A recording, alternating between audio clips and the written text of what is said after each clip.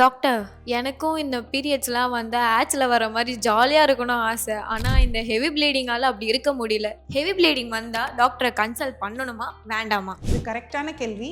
இதோட ஆன்சரை இந்த வீடியோல பார்க்கலாம். ஹெவி ப்ளீடிங் அப்படின்றது நம்ம எப்போ சொல்லுவோம்? பீரியட்ஸ் அப்ப ரொம்ப ரொம்ப ஹெவியா ப்ளீட் ஆகுது அப்படின்றது ஒவ்வொரு பேஷண்ட் ஒவ்வொரு மாதிரி சொல்லுவாங்க.